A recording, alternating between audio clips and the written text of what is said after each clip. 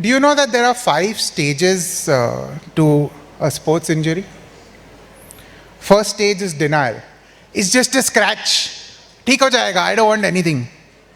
Second stage is anger. Stupid referee. He thought I was going for the shin. I was going for the ball. Third stage, bargaining. Maybe I need a little bit of ice. Can somebody give me ice? Ice se ho jayega. Fourth stage is depression. Oh my God, I'm never going to play again. This pain is so much. And then the fifth and final stage is, fine, I'll see a doctor. I was going to start actually with a knee injury joke, but I think this room is too sore for that. So let me start with a story. How many NBA fans in the house? Anybody? Oh yes, very good. One. So Kyrie Irving, veteran point guard for the Dallas Mavericks, he recently got injured on March 3rd during the game with a knee injury. He was fouled on the play. He was in excruciating pain, so much so that he could not shoot the foul throws. Yet he did. Because if you don't shoot the foul throws and if you are recalled in the game, you wouldn't be allowed to come. So he shot 2 foul throws on one knee, and little did they know that he had an ACL tear, which would put him out for the rest of the season. Forget that game. Now, this is not the first time that any athlete has experienced this kind of pressure by today's sports community. Kobe Bryant was in a similar position with an Achilles tear in the middle of a game, where he had to continue playing for 5 more minutes. And we all know how we feel when Jasprit Bumrah announces, "मैं वापस नहीं खेल रहा, I'm injured." So, what do you think this kind of pressure does to someone's mental health? The first 6 weeks is the most probable time for a person to experience symptoms of depression after an ACL injury. Symptoms are more pronounced in professional athletes than non-professional ones. Anxiety levels generally shoot through the roof. Anger, negative emotions increase, and self-esteem decreases. I'm going to list a few generic symptoms of depression, then we'll get to athlete-specific. Depressed mood like sadness, diminished interest or pleasure in activities, significant unexplained weight loss, psychomotor agitation or retardation, inappropriate guilt, diminished ability to concentrate or make decisions, even if they are small choices like what to buy, what not to buy, fatigue or loss of energy, recurrent ideas of death or suicidal thoughts. Now, obviously, this last one is the biggest red flag, but I'd like to mention 2 athlete-specific symptoms here. 1, fear of re-injury.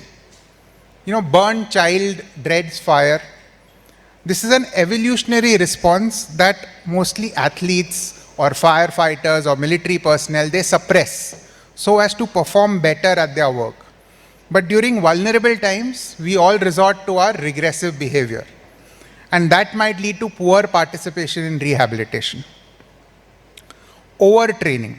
Sometimes because of anxiety of losing place in the team, or sometimes the anxiety of losing your physical conditioning, or sometimes the pressure of today's sports community, like in Kyrie Irving's example. The athlete might start training earlier than advised, or might overtrain in the rehabilitation phase. And this can lead to dangerous consequences. Some orthopedics have gone as far as to name this entire malaise as ACL depression syndrome, which constitutes 40% of their patients that undergo ACL reconstruction. Wow, that's a really big number. So what can we do? As orthopedics, physiotherapists, we must ask the client to seek help whenever we spot any of these symptoms in our clients. Most of the clients know that they need help, but when a professional tells it to them, it validates their concern. Once a patient has reached a sports psychiatrist, a sports psychologist, or any mental health professional, we will devise a custom therapy that they need based on their needs, environment, and behavior patterns. Somebody might be better suited for cognitive behavioral therapy. Somebody might be suited for dialectical therapy. But counseling is the mainstay for athletes. Goal setting as to when to run, when to walk, when to train can be done in liaison with orthos and physios. Anti-anxiety medication in short bursts, low doses can be tried, especially during off-season or during times of non-playing. But only WADA-specified medication can be given during competition times as well. Now, this I gave a very short description of what we do. I'll be open to any questions about methods that we can use. In conclusion, I want to say that as doctors, it's our ability to cultivate the innate ability of optimistically talented people to define the level and speed of their recovery.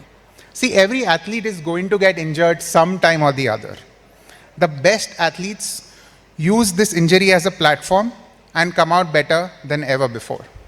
Thank you.